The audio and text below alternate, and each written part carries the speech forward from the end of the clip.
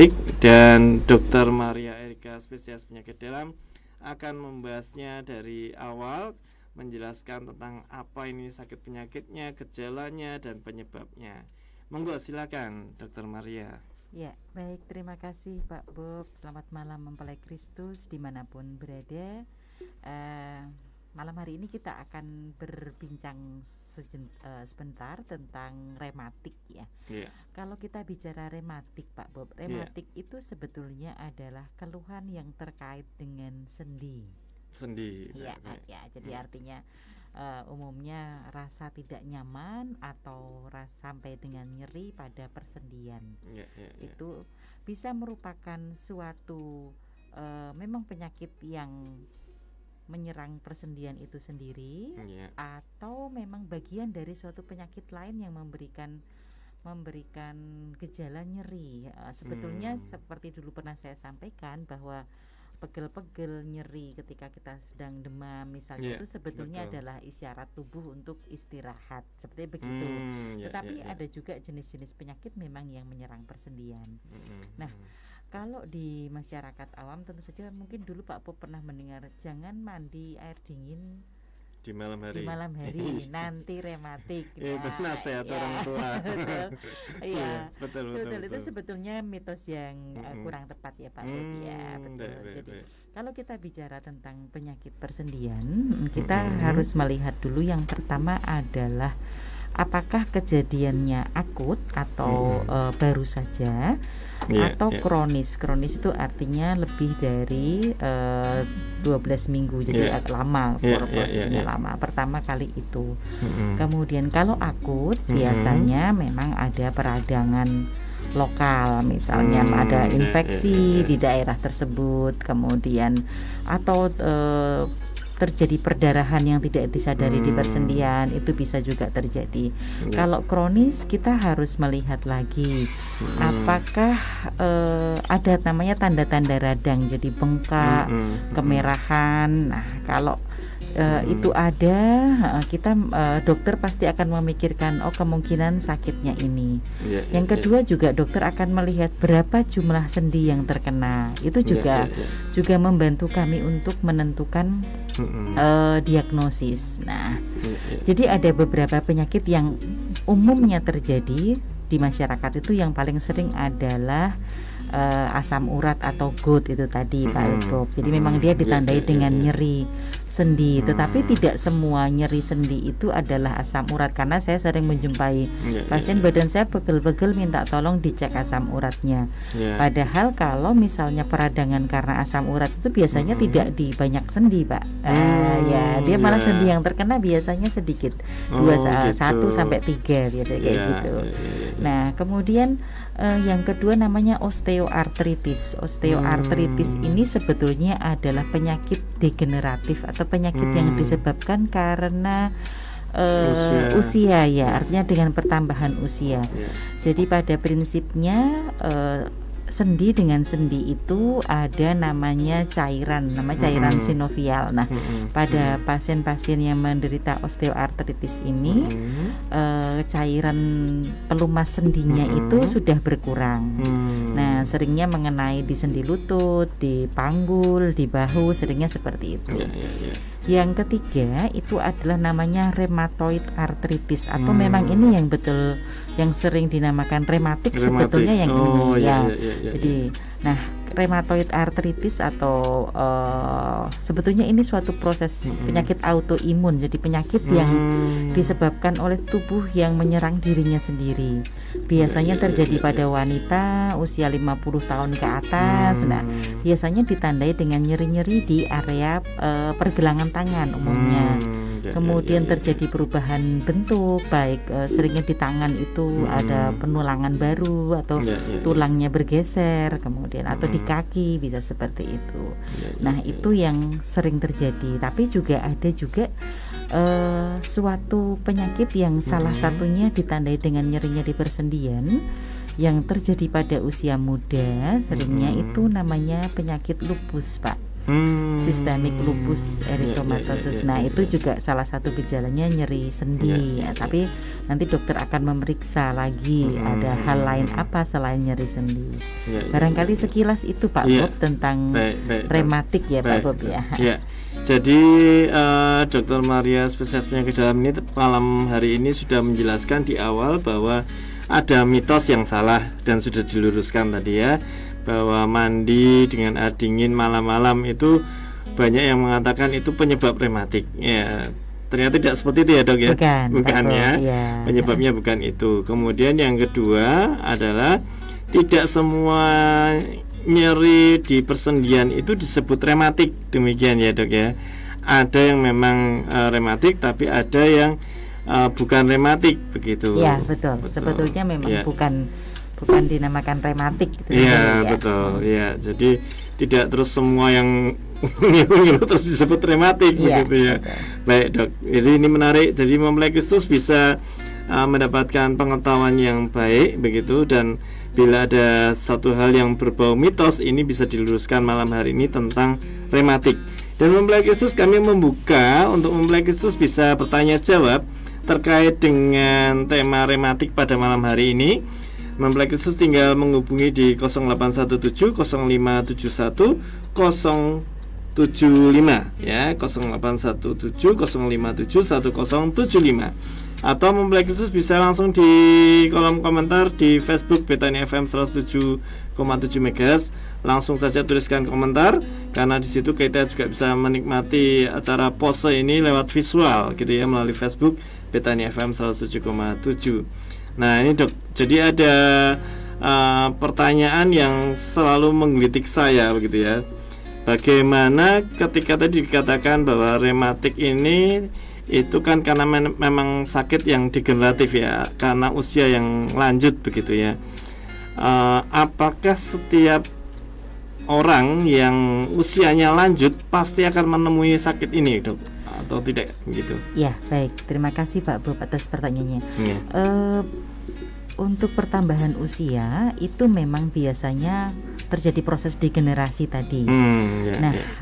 Nyeri-nyeri sendi itu pasti akan dijumpai karena tadi itu sebetulnya lebih yang dinamakan ke osteoartritis tadi Pak, bukan yang rheumatoid arthritis ya. Betul. Jadi karena memang tadi itu cairan sendi-sendinya itu sudah mulai menipis. Atau yang kedua, kalau pada orang Indonesia itu sebetulnya paling sering adalah karena defisiensi vitamin D Pak Bob. Sebetulnya pada saat COVID kemarin sering jadi booming ya vitamin D ini. Memang setelah diteliti sebagian besar orang yang mengeluh nyeri sendi itu kadar vitamin D-nya itu rendah. Nah, walaupun kita orang Indonesia, kita kan negara tropis, sering kena panas, pasti kita tubuh kita nggak bakalan kekurangan vitamin D, tidak Pak Bob ternyata memang sebagian besar orang Indonesia itu kadar vitamin D-nya kurang dari normal, sehingga ketika COVID kemarin banyak yang terkena dibandingkan mereka yang kadar vitamin D-nya lebih bagus. Makanya nah nyeri sendi juga begitu, apalagi pada generasi-generasi yang terdahulu di mana kita diet kita itu kan sebetulnya agak kurang vitamin D, kurang kalsium, kita kurang seperti susu, kemudian produk olahan itu kan jarang dikonsumsi ya, apalagi oleh generasi yang dulu, sehingga sering terkena nyeri sendi itu tadi. Apakah terjadi atau tidak? Ya proses degeneratif pasti terjadi ketika tubuh ketika usia memasuki usia 40. Tapi setiap penambahan 1 tahun itu pasti akan terjadi penurunan fungsi 1%. Ya, hampir di semua organ.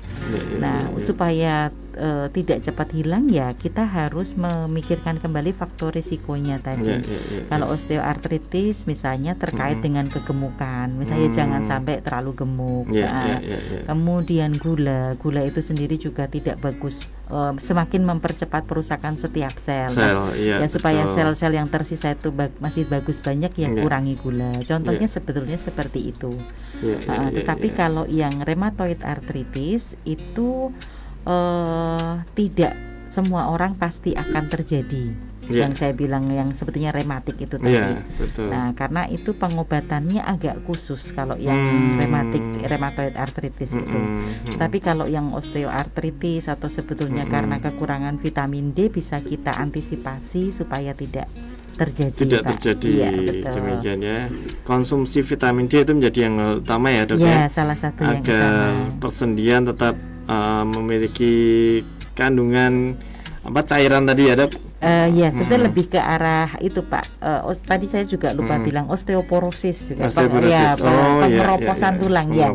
Jadi sebagian besar lansia itu di Indonesia itu mengalami pengeroposan tulang. Jadi masa tulangnya tidak padat, tidak cukup padat. Jadinya sering merasa nyeri. Nah, vitamin D juga membantu supaya tidak sampai terjadi osteoporosis itu tadi.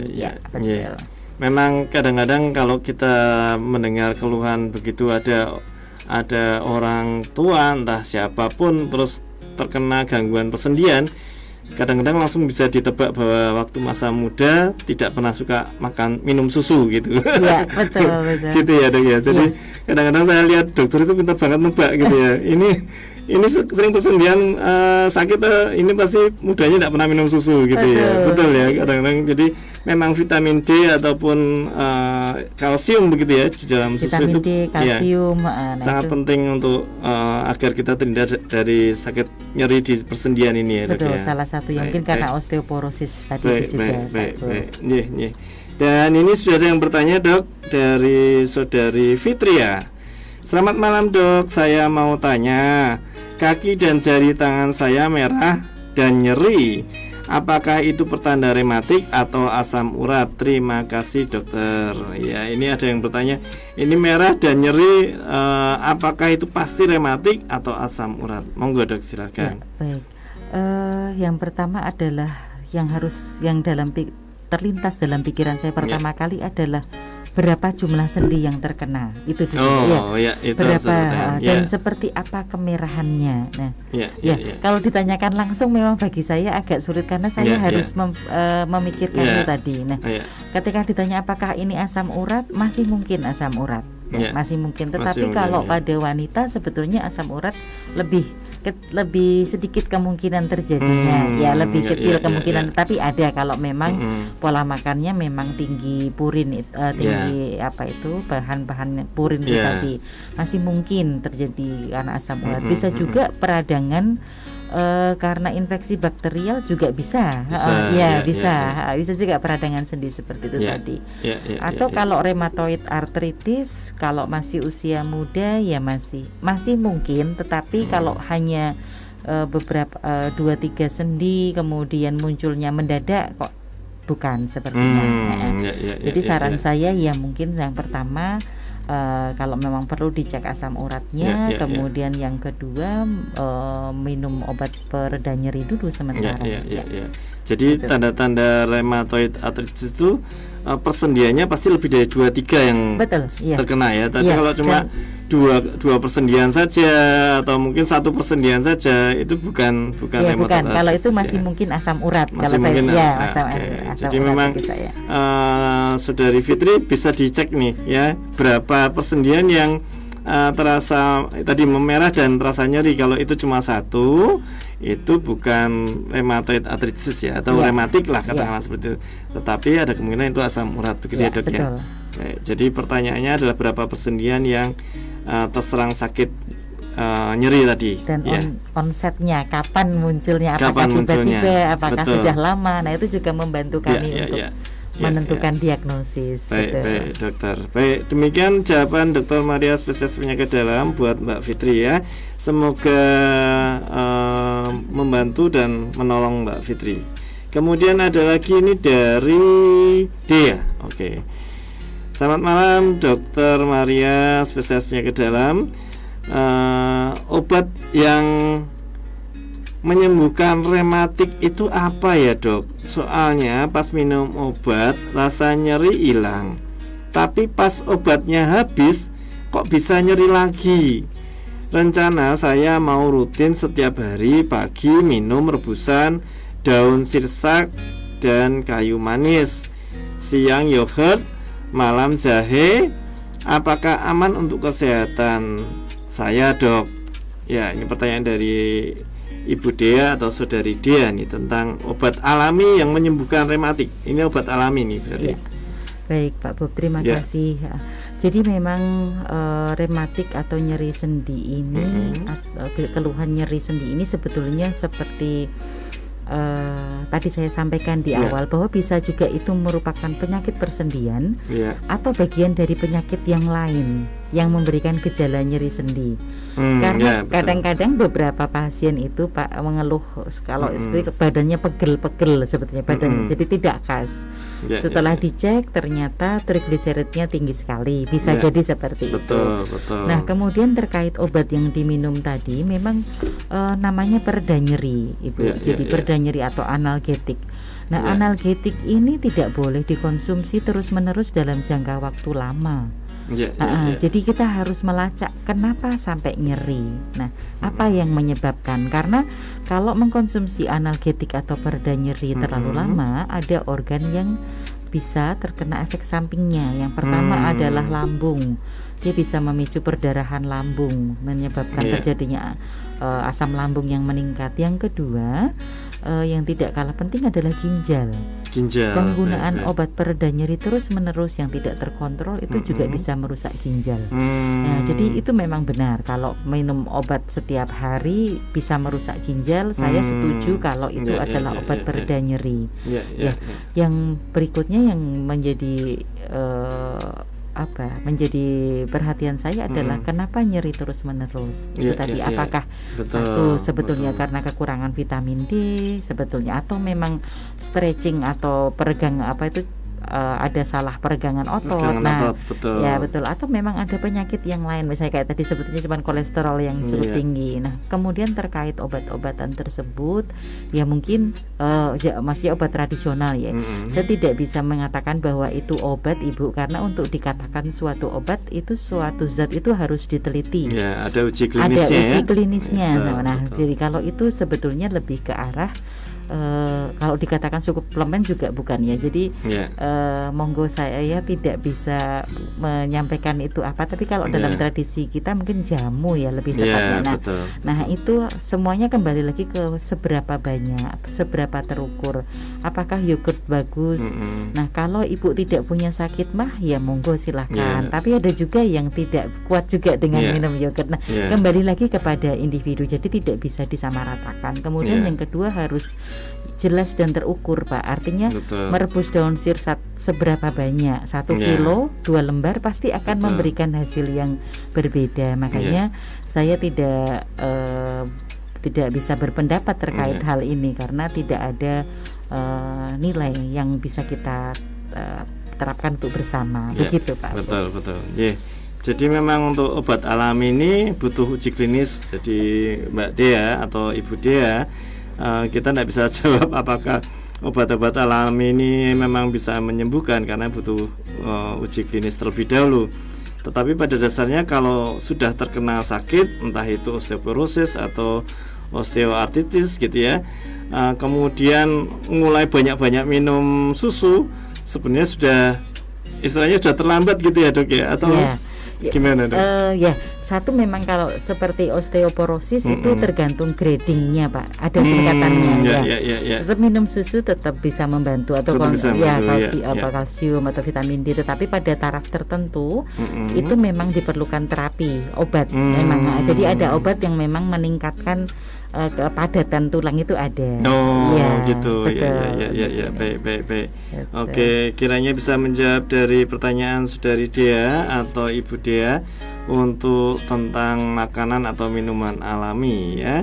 Dan ini ada lagi yang bertanya, satu pertanyaan begitu. Setelah itu kita nanti langsung break ya, Dok ya. Untuk pujian penyembahan, kita dengarkan sebuah pujian penyembahan. Ini ada satu yang bertanya sebelum nanti kita break. Ada dari Saudara Teguh. Ini Saudara Teguh ini bertanya tentang makanan ini, Dok ya. Saya hendak bertanya, Dokter, malam hari ini saya sangat senang karena mendapat informasi tentang nyeri sendi. saya hendak bertanya, apakah ada makanan-makanan yang mengakibatkan terjadinya nyeri sendi? Karena saya juga mendengar, entah ini mitos atau benaran, bahwa kalau makan pete bisa menyebabkan rematik kumat. Apakah benar seperti itu, dokter? Mohon dijelaskan. Dari saudara Teguh. Ya. Monggo. Baik, terima kasih Pak Teguh atas pertanyaannya. Memang beberapa makanan tertentu seperti seafood, kemudian kalau pohon apa itu belinju itu ya Pak, ya, satu melinju, ya, ya satu pohon itu, kemudian pete, jengkol itu memang mengandung suatu zat itu memang yang kalau dikonsumsi berlebihan itu membuat dikeluarkannya jadi susah. Artinya iya, jadi ada kandungan memang namanya kalau jengkol misalnya Pak, ada namanya asam jengkolat. Nah, itu kalau pada batas tertentu itu memang sulit untuk dikeluarkan dari tubuh. Ya, apalagi kalau sebelumnya itu sudah memiliki faktor resiko ginjal yang sudah tidak baik. Jadi kalau kembali lagi ke penyebab orang, kalau ini seringnya yang dinamakan karena asam urat, nyeri sendi yang karena asam urat ya. Ini atau GOUT itu tadi ya Pak ya. Penyebabnya yang pertama adalah karena tubuh itu memang pada dasarnya sulit untuk mengeluarkan kelebihan purin ini di dalam tubuh. Nah, ya sebagian besar penyebabnya di Indonesia sebetulnya karena itu. Yang kedua baru karena overproduksi. Jadi artinya makannya yang kebanyakan. Jadi di dalam tubuh pada orang-orang yang pada menderita asam urat itu memang sudah paringane sudah itu memang dia tidak tubuhnya sulit untuk mengeluarkan si purin itu dalam tubuhnya sehingga ketika dikonsumsi banyak ya makin numpuk makin di dalam tubuhnya makanya disarankan karena pada dasarnya sudah keluarnya sulit ya jangan makan banyak-banyak zat-zat yang mengandung zat purin itu tadi yang berlebihan. Begitu Pak Bob. Baik, terima kasih Dok. Ini saya jadi ingat beberapa teman saya yang terkena asam urat begitu.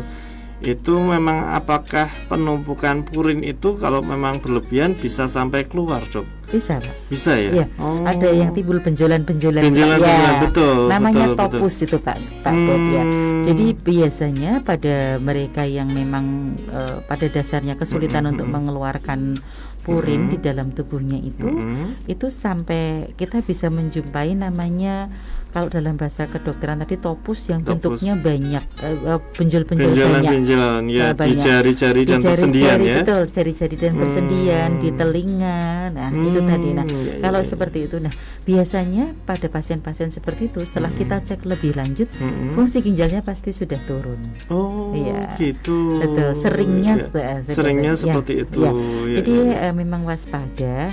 Jadi asam urat ini juga tidak bisa disepelekan juga artinya apalagi yang sudah pada dasarnya memiliki bakat untuk tidak bisa mengeluarkan purin secara banyak berarti jangan mengkonsumsi itu tadi karena tidak jarang juga saya menjumpai pasien yang sampai cuci darah karena memang asam uratnya yang tinggi terus-menerus tidak dikendalikan, sampai membentuk batu di ginjal, seperti itu.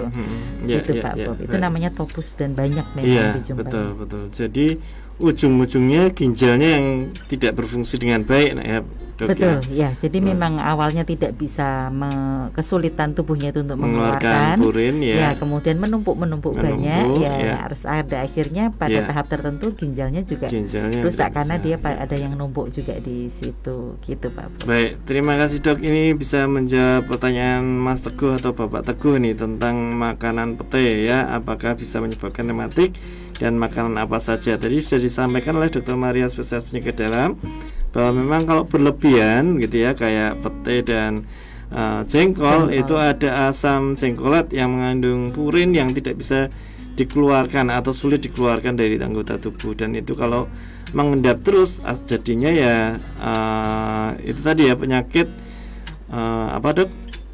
Namanya Gout multitopaceus. Oh, iya. Topus ya, Pak, Iya, ya, iya, topus iya, ya. betul. Kalau bahasa kedokterannya topus itu namanya. Oke, ya. Multi banyak berarti. Nah, Ya. ya. Ya. Jadi kiranya bisa menjadi pengetahuan buat kita ya, ketika kita belajar rematik ternyata tidak semua penyakit nyeri sendi itu namanya rematik ya, bisa asam urat ya dan lain sebagainya. Nah, ini malam hari ini kita sekaligus banyak belajar tentang tidak hanya rematik tapi juga asam urat ya.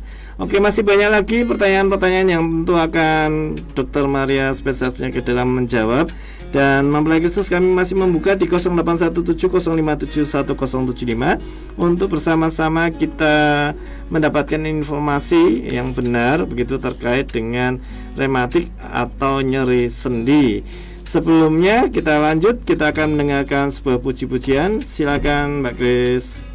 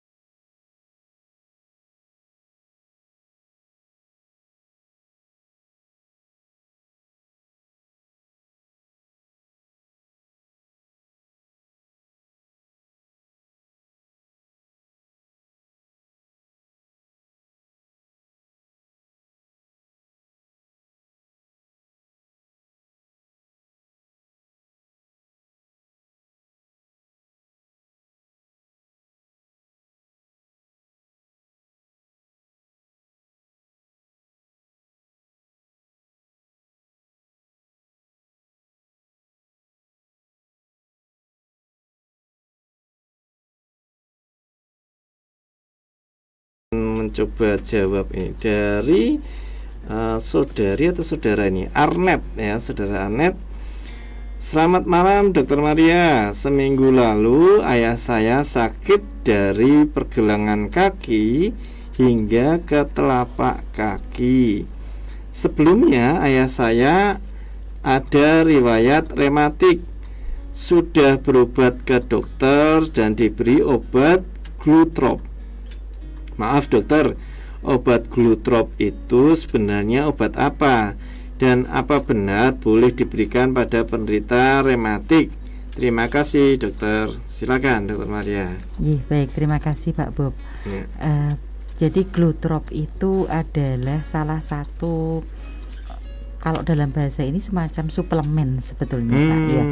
Jadi isinya adalah asam amino esensial. Jadi namanya alanin. Jadi gimana ya kalau saya membahasakan? Jadi begini, protein itu di dalam tubuh itu ketika dipecah-pecah itu menjadi namanya asam amino. Asam amino, ya, betul.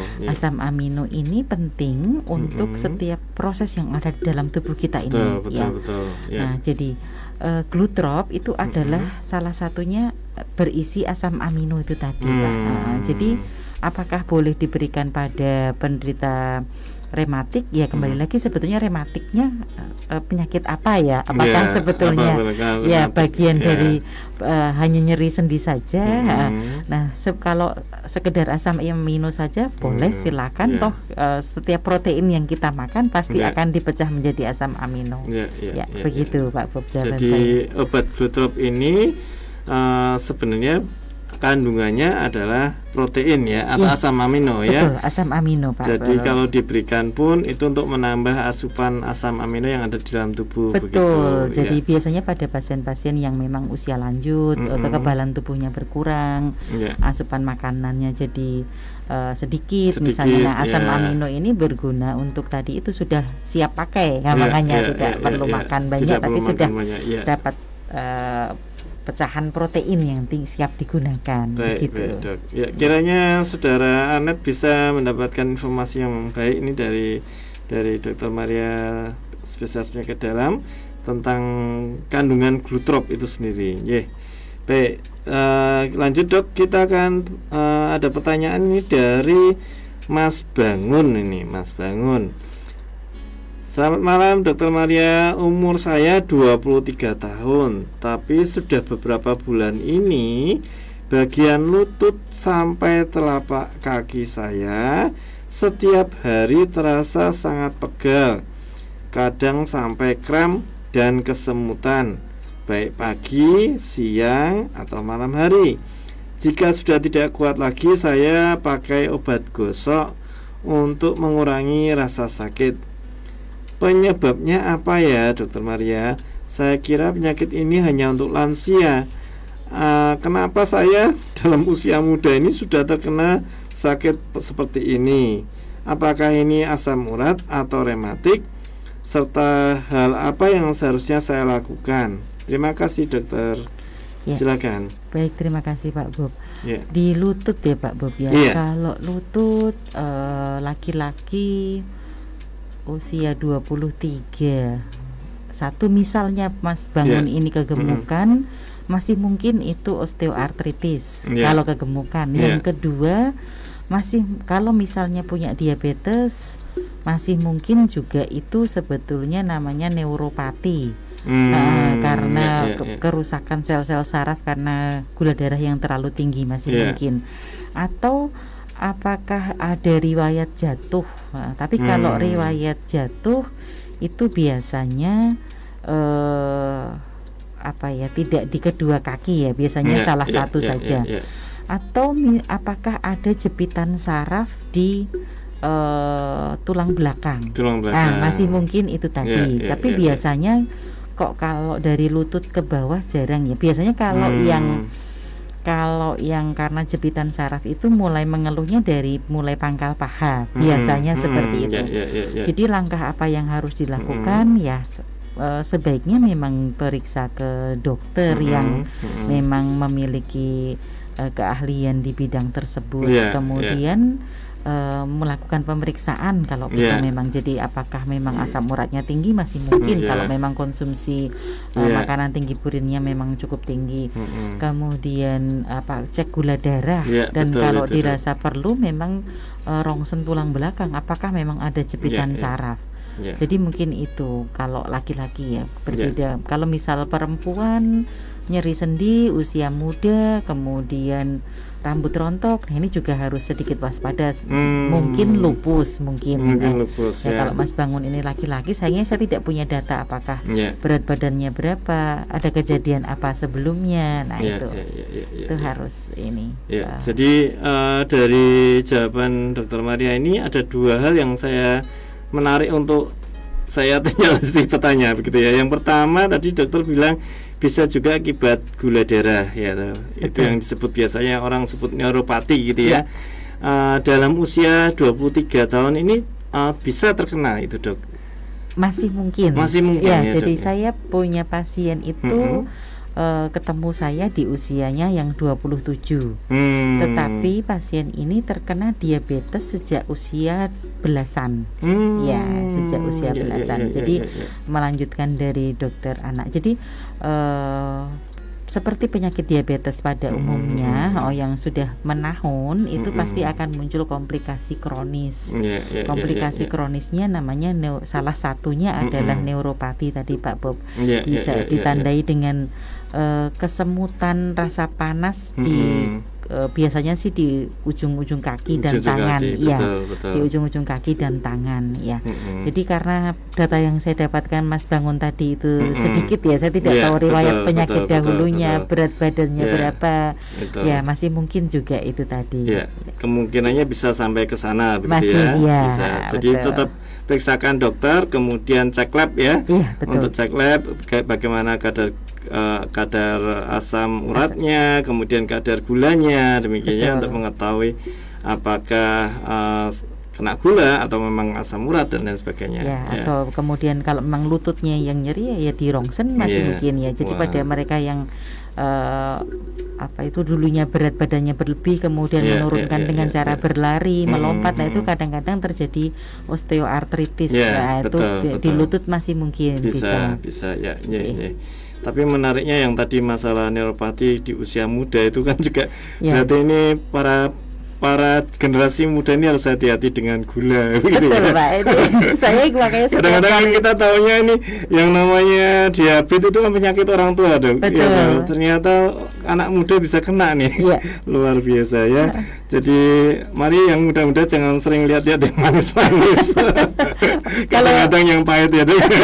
Kalau lihat nggak apa-apa, Pak. Asal jangan dimakan dan diminum. Iya, oke. Peringatan buat kita yang muda-muda nih, ya. Baru usia puluhan 20-an lah ya, sudah terkena neuropati kan kasihan ya. Apalagi tadi dikatakan pasiennya itu sudah belasan tahun ya, Dok. Betul ya, tapi kalau saya lihat memang ya Pak Bob, obesitas memang dari sejak ya. Jadi mungkin gizinya berlebih dari sejak awal sehingga ini baik.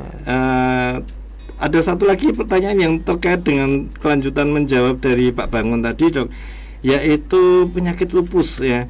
Berarti memang lupus itu memang hanya ditemukan untuk pasien wanita saja atau laki-laki bisa juga ditemukan, Dok?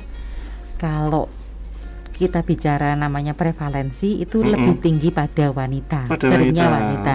Tetapi ketika saya sedang pendidikan dokter spesialis itu pernah mendapatkan satu pasien laki-laki yang tegak lupus, Pak. Itu ada, iya betul. Tetapi memang lebih sedikit jumlahnya dibandingkan, jauh lebih sedikit. Jadi seperti misalnya asam urat lebih sering laki-laki dibanding wanita. Kemudian rheumatoid arthritis lebih sering wanita dibanding laki-laki. Kalau osteoartritis karena penyakit degeneratif seimbang lah sebetulnya laki-laki dan perempuan. Tetapi kalau lupus tadi memang lebih sering pada wanita usia muda, usia produktif. Jadi prevalensinya memang banyak yang terkena itu pada wanita untuk lupus. Baik. Ya, terima kasih, Dok. Dari Pak Bangun, harapannya informasi dari Dr. Maria sudah cukup jelas ya. Tadi sudah saya tambah dengan pertanyaan-pertanyaan yang cukup menambah pengetahuan kita tentang neuropati dan lupus ya. Dan ini ada pertanyaan lagi dokter dari, sebentar tulisannya kurang jelas nih, Viola ya, dari Viola bertanya kepada dokter demikian. Dokter, saya mau tanya, kalau ibu menyusui, berarti ini ibu Viola ya, ibu Viola bertanya, dokter, kalau ibu menyusui terus minum obat rematik, ada pengaruhnya tidak ke anaknya? Terima kasih dokter. Ya, dari ibu Viola, monggo dok. Iya, terima kasih. Kalau untuk ibu menyusui minum obat rematik, mungkin dalam asumsi saya obat pereda nyeri ya Pak ya. Ya betul, mungkin ya. Betul, jadi mungkin seperti kata Kaflam atau atau Ponstan atau apa barangkali seperti itu ya. Apakah berefek pada bayi? Bisa, memang diekskresikan ke air susu ibu. Jadi gitu, untuk ibu hamil dan menyusui memang biasanya dokter akan selektif memilih obatnya. Jadi untuk obat-obatan itu, kalau untuk wanita hamil kami itu memiliki namanya obat ini grade-nya berapa, A, B, C atau D. Kalau A aman, boleh digunakan. Contohnya misalnya paracetamol, kalau antibiotik misalnya amoxicillin misalnya. Kalau B masih bisa. Kalau C itu berarti kita harus melihat apakah manfaatnya lebih tinggi dibanding risikonya. Ya, kalau obat-obatnya itu masuk dalam daftar apa. Sama dengan ibu menyusui juga seperti itu. Kita melihat seberapa banyak itu diekskresikan ke air susu ibu. Kalau memang itu memang tidak bisa diberikan, ya tidak. Nah, kalau dalam pemikiran saya yang dimaksud obat rematik mungkin obat pereda nyeri. Kalau memang diminumnya sesekali, ketika memang nyeri sekali ya tidak apa-apa. Tetapi ketika dikonsumsi terus-menerus, seperti saya sampaikan tadi di awal, bahwa itu juga selain bisa diekskresikan dalam air susu, juga bisa merusak ginjal dan lambung. Jadi menurut saya harus dicari tahu apakah ini benar hanya sekedar pegel-pegel saja untuk ibu, atau memang ada hal lain yang memang menyebabkan Bu Viola tadi mengeluh nyeri-nyeri. Nah itu Pak Bob. Luar biasa ya, ini informasinya penting sekali nih buat ibu yang menyusui. Jadi ketika memeriksakan ke dokter, mestinya memberikan informasi ke dokternya ya. Jangan lupa untuk memberikan informasi ke dokter bahwa saya menyusui dok, jadi supaya dokter tahu obat yang tepat buat ibu ini. Demikian. Jadi buat para mempelai Kristus yang mungkin sedang menyusui dan terkena penyakit nyeri sendi, ketika berobat ke dokter jangan lupa tetap memberikan informasi bahwa saya sedang menyusui, begitu ya dok ya, supaya pengaruhnya kepada anak juga tidak atau minim gitu ya dok ya. Dan dokter bisa memperkirakan bagaimana dosis yang terbaik, begitu ya, grade yang aman buat luar biasa. Terima kasih Dr. Maria, dapat informasi yang menarik nih buat mempelai Kristus. Jadi malam hari ini kita memang banyak sekali mendapatkan informasi tentang nyeri sendi. Kemudian ada beberapa mitos yang tidak benar tadi juga Dr. Maya juga sudah luruskan begitu. Dan ini ada satu pertanyaan lagi dok. Ini apa benar atau enggak nih ya? Ini terkait dengan sering tidur.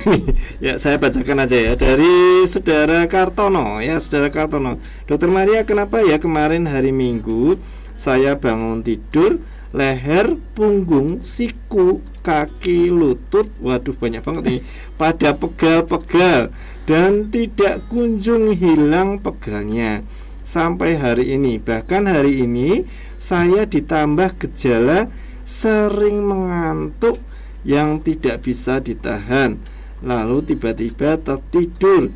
Saya tertidur sudah 6 kali hari ini dengan durasi 1 jaman.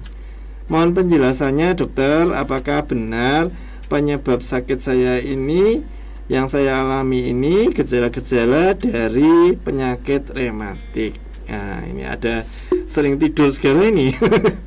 Sepertinya kok bukan ya Pak? Bukan ya, bukan.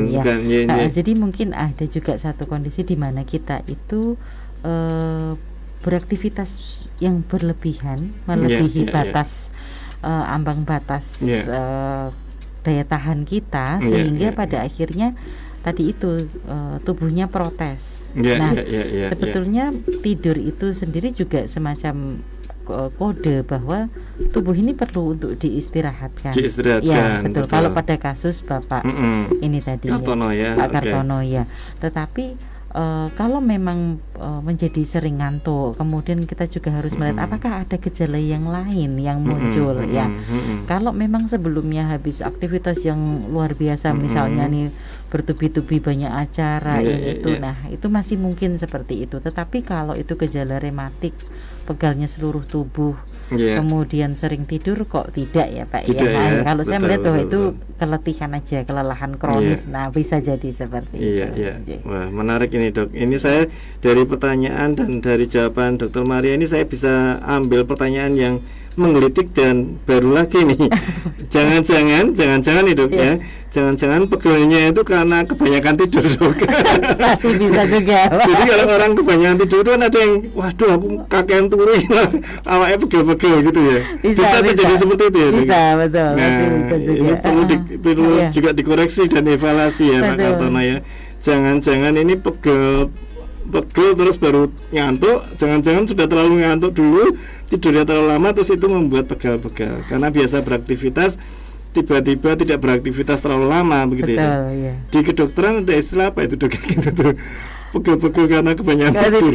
Mungkin ya karena posisi atau apa ininya ya Pak ya ketika tidur ya. Posisi tidurnya ya. Tidak benar betul. Salah bantal berarti. Mungkin ya. Hati-hati Mas Dimas ya, kalau tidur nanti bisa pegel-pegel nih ya. Oke.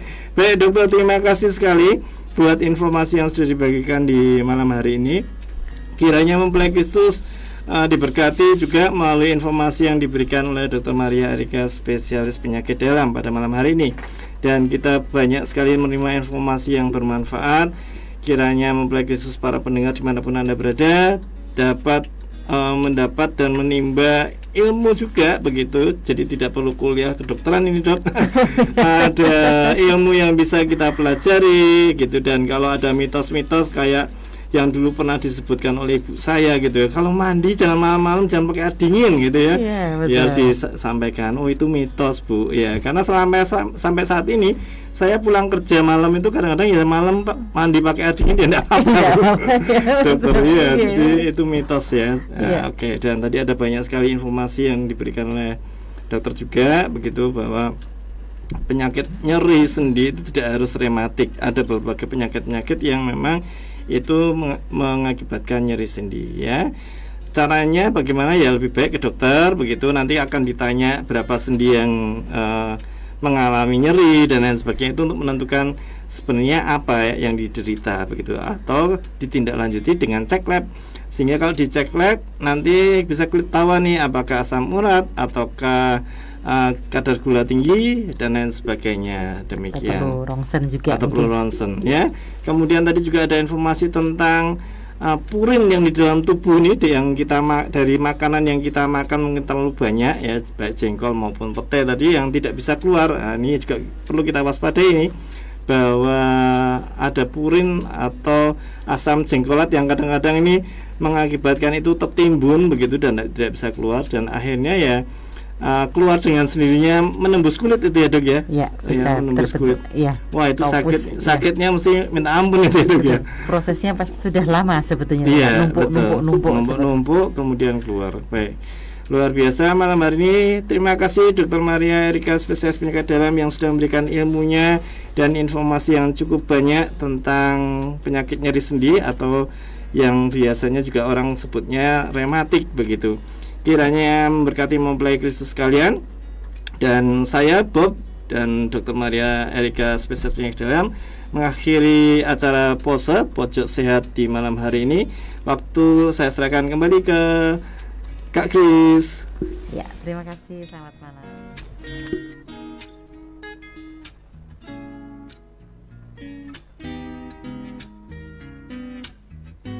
Informasi yang tentunya tepat sekali bagi mempelai Kristus dimanapun berada.